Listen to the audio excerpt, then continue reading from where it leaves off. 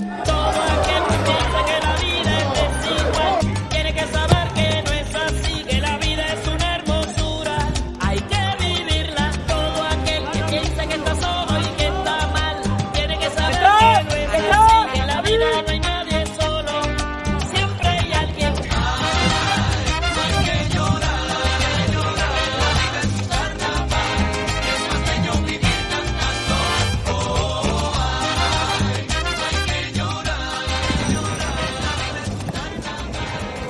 Domingo de Entroido e domingo de fútbol neste campo de Oira ao que volve o Ourense 3 semanas despois. Un Ourense que non pasou do 0-0 nas dúas últimas xornadas e que hoxe tentará volver a senda da vitoria.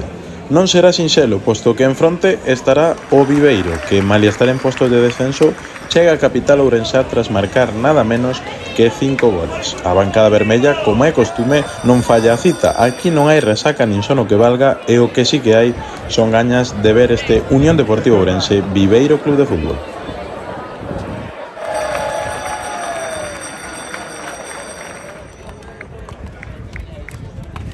Por parte da Unión Deportiva Ourense, con número 1, Alex, número 7, David.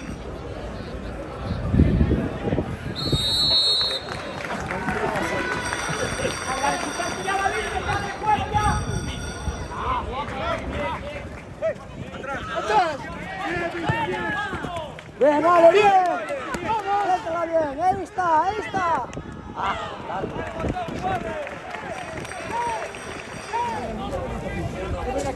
What?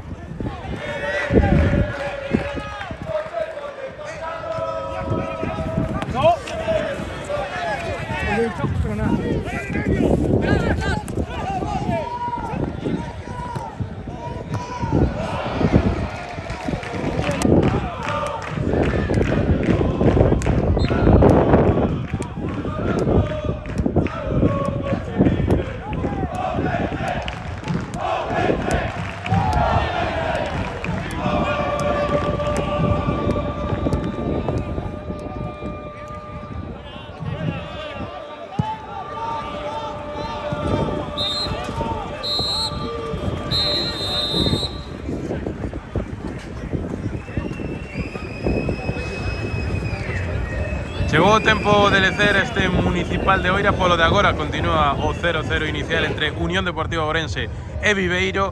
Bueno, quero che preguntar, como viste esta primeira parte por parte dos nosos? Ben, como casi sempre, pero creo que falta xogar máis polas bandas a hora de tocar e buscar máis centros, porque chegar, tocar e non finalizar desespera un pouco a hora de... E bueno, para esta segunda metade, entonces, que esperas? Que crees que lle falta a Unión Deportiva Ourense? Non sei se pode entrar desde o banquillo, desde o planteamento. Dos xogadores que para min deberían entrar. Que son? Parrilla e Jesús Ares.